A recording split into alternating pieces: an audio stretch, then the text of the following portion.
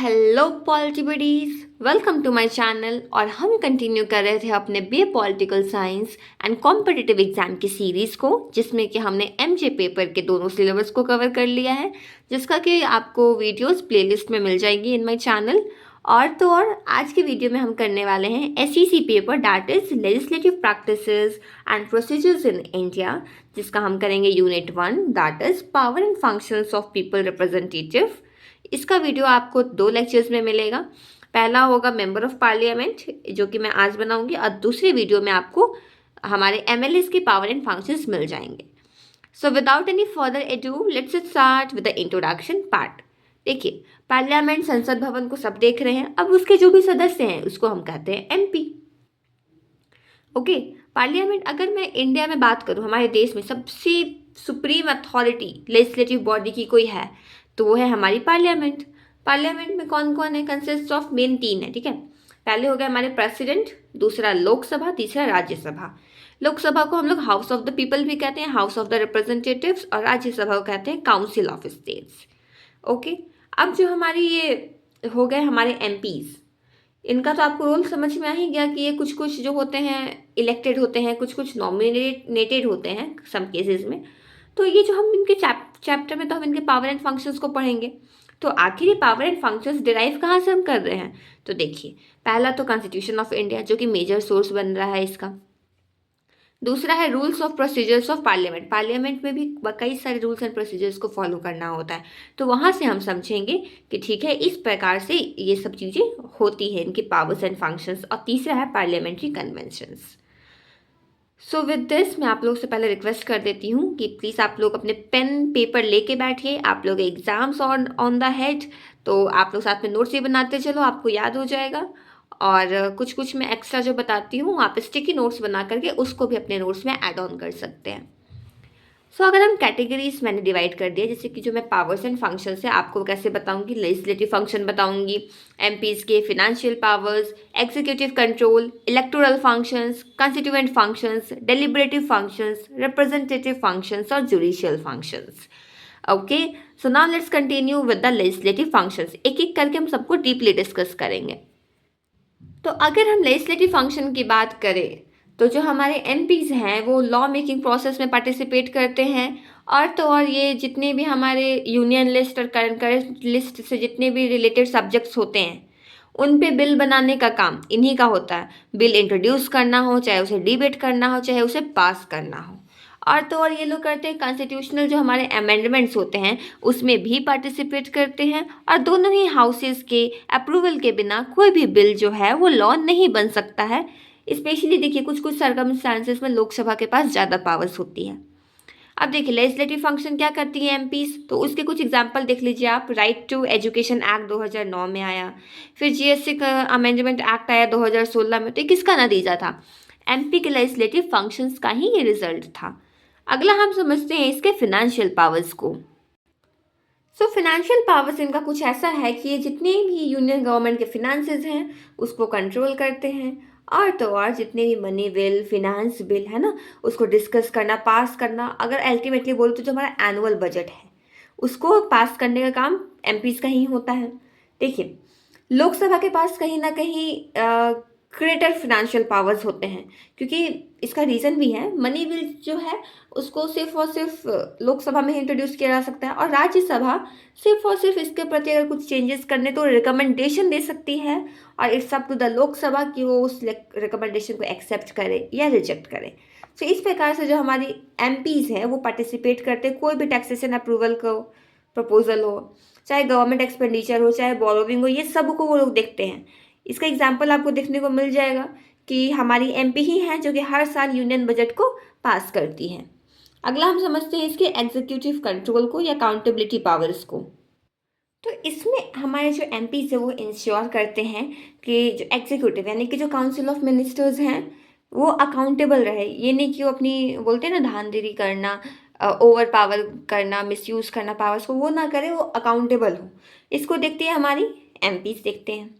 और तो और हमारे एमपीज के पास कुछ कुछ इंस्ट्रूमेंट्स होते हैं, ठीक है, जैसे कि question hour, zero hour, debate, discussion, adjournment, no confidence motion. थोड़ा कन्फ्यूज़न हुआ? आइए थोड़ा ब्रीफली इसको समझ लेते हैं। क्वेश्चन आर मतलब इसमें होता है कि जो एमपीज होते हैं वो मिनिस्टर्स से क्वेश्चंस पूछते हैं इस टाइम पे। जीरो आर होता है इस टाइम पे एमपीज जो होते हैं कुछ अर्जेंट मैटर्स हैं जिसको हम लोग बिना किसी नोटिस के, प्रायर नोटिस के रेज करना पड़ता है। तो जीरो आर में उन सब चीज़ों पे एमपीज डिस्कस करते हैं। अल्टीमेटली जिनका यही था रहता है कि डिबेट करना, डिस्कशन करना, adjournment यानी कि उसको कोई भी मोशन है उसको ख़त्म करना हो, या नो कॉन्फिडेंस मोशन हो। ये चीज़ है कि नो कॉन्फिडेंस मोशन सिर्फ लोकसभा में होता है। देखिए नो कॉन्फिडेंस मोशन मतलब कि कोई बिल आया या कोई भी मैटर्स है जिसमें कि जो मेजॉरिटी नहीं मिल पाती है, जो रूलिंग पार्टी है खास करके उसको लोकसभा में, तो अगर ये पास हो जाता है तो गवर्नमेंट को उस टाइम पर रिजाइन करना पड़ता है क्योंकि कोई भी मिनिस्टर आपके फेवर में नहीं रहता है। तो एग्जाम्पल है एमपी जनरली क्वेश्चन पूछते हैं मिनिस्टर्स से कोई भी इशू जैसे कि बेरोजगारी, करप्शन, फॉरेन पॉलिसी, इन्फ्लेशन यानी महंगाई, इस सब टॉपिक्स पे जो भी क्वेश्चन पूछ सकते हैं ये लोग। तो अब देखो कितने एग्जीक्यूटिव कंट्रोल है हमारे एमपीज के पास। अगला है इलेक्टोरल फंक्शंस। अब ये क्या क्या इलेक्टोरल फंक्शंस निभाते हैं? तो पहला है कि ये पार्टिसिपेट करते हैं बहुत सारे इलेक्शंस में। जैसे कि हमारे प्रेसिडेंट ऑफ इंडिया का इलेक्शन है तो ये एमएलए के साथ मिलकर उनको करवाते हैं, इंडायरेक्ट इलेक्शन करवाते हैं उनका। फिर हमारे जो वाइस प्रेसिडेंट का इलेक्शन हो गया, ठीक है, उसमें भी जो है ये राज्यसभा जो है वो उसका ग्रेटर वैल्यू होता है, बट ये लोग एमपी ही हैं अल्टीमेटली और ये लोग इलेक्शन करवाते हैं। फिर डेप्यूटी स्पीकर का जो इलेक्शन हो गया उसमें भी हाँ डिप्टी स्पीकर लोकसभा के, उसमें भी यही हमारे एमपीज एक्शन लेते हैं। डेप्यूटी चेयरमैन जो राज्यसभा के होंगे उसके भी इलेक्शंस में इलेक्टोरल रोल निभाएंगे हमारे एमपीज ही। अगला हमारा कॉन्स्टिट्यूशनल फंक्शंस। इसमें इनका कंस्टिट्यूएंट फंक्शन क्या है इनका? तो देखिए पहला तो जितने भी एमपीज हैं ना, कोई भी कॉन्स्टिट्यूशन ऑफ इंडिया का कोई भी चीज़ को अगर अमेंडमेंट करना है तो ये हमारे एमपीज ही करते हैं अंडर द आर्टिकल 368। अब मैं आपको कुछ कुछ इंपॉर्टेंट अमेंडमेंट्स बता दूं, जैसे कि 73rd अमेंडमेंट एक्ट जो कि रहा हमारा पंचायती राज जिससे आया, 74th अमेंडमेंट एक्ट जिससे म्यूनसिपैलिटीज़ आया, 101st अमेंडमेंट एक्ट से हमें मिला जीएसटी, और 86th अमेंडमेंट एक्ट से हमें मिला राइट टू एजुकेशन 2009 में। ओके ये सारे एक्ट्स जो हैं are passed by our MPs. अगला हम लोग समझते हैं इसके डेलिब्रेटिव फंक्शंस को। अगर हम डेलिब्रेटिव फंक्शन की बात करें तो पार्लियामेंट को ना फोरम ऑफ डिबेट भी कहा जाता है, यानी कि एमपीज जो है जितने भी नेशनल इंटरनेशनल इश्यूज है वो सबको डिस्कस करते हैं। Foreign policy, economic reforms, terrorism से भी रिलेटेड, क्लाइमेट चेंज की हर चीज़ों की बात करते हैं ये। और इतना बात करते हैं कि इनके डिबेट के चलते हमारी जो गवर्नमेंट की पॉलिसीज़ होती है वो भी काफ़ी ज़्यादा इन्फ्लुएंस्ड होती है, और इस प्रकार से ये हमारे पब्लिक ओपिनियन को एक शेप देती है।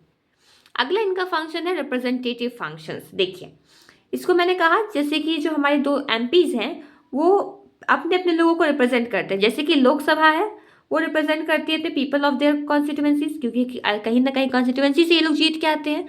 और राज्यसभा जो है वो अपना रिप्रेजेंट करते हैं स्टेट को, क्योंकि हर स्टेट से कुछ कुछ मेंबर्स को नॉमिनेट करके भेजा जाता है एज अ राज्यसभा का मेंबर। ओके रिप्रेजेंटेटिव फंक्शन मैंने इसलिए कहा क्योंकि एक ब्रिज का काम करती है, एक पुल के तौर पे काम करती है सरकार और नागरिकों के बीच में, क्योंकि दोनों का डायरेक्ट तो कनेक्शन नहीं हो सकता। तो इसके बीच में इनकी बातों को, सिटीजन की बातों को गवर्नमेंट तक पहुंचाना और गवर्नमेंट के बिल्स को पास करना, लोगों को फ़ायदा पहुंचाना in a welfare state like India, इस प्रकार का ब्रिज का काम करती है हमारी एमपीज। और जितने भी पब्लिक कंसर्न के मैटर्स हो गए, जैसे वो डेवलपमेंट हो, एजुकेशन हो, हेल्थ सर्विस हो, ये सब पे ये लोग डिस्कस करते हैं और यही इनका फंक्शन है। अगला हम लोग समझते हैं इसके जुडिशियल फंक्शन को। तो जुडिशरी में इनका ये रोल रहता है कि जितने भी इम्पीचमेंट है, महाभियोग के जो प्रोसीडिंग्स होते हैं उसमें ये पार्टिसिपेट करते हैं एमपीज हमारे। अगर प्रेसिडेंट है, वाइस प्रेसिडेंट, जजेस हो गए सुप्रीम कोर्ट या हाई कोर्ट के, अगर इनका इम्पीचमेंट करना है, इनका रिमूवल के लिए हमारे एमपीज आगे आएंगे। यही लोग, इवन की कोई मेंबर्स है उसको डिस्क्वालीफाई करना है, ठीक है, तो इसको एमपीज ही खुद डिस्क्वालीफाई करेंगे उस मेंबर को under the representation of people act. Okay तो हमने समझ लिया इनके मेन फंक्शंस एंड पावर्स को। अब स्पेशल पावर्स देखते हैं दोनों लोकसभा और राज्यसभा का। लोकसभा के तो स्पेशल पावर्स हैं ही, क्योंकि रियली में इसके पास ग्रेटर पावर्स है। जैसे कि मनी बिल को लेके अभी मैंने बताया ना कि मनी बिल सिर्फ और सिर्फ यही इंट्रोड्यूस हो सकता है। फिर passing no confidence motion also, no confidence motion भी यहीं पे पास होगा, कोई भी सरकार बन सकती है असेंबली बोलते हैं ना डिसॉल्व होना, ये सब इसी के हाथों में है। और कंट्रोलिंग एग्जीक्यूटिव्स को कंट्रोल करना भी लोकसभा का एक स्पेशल पावर होता है। अब हम राज्यसभा के एमपीज के स्पेशल पावर्स को समझते हैं। तो देखिए, ये अपने स्टेट को रिप्रेजेंट करते हैं।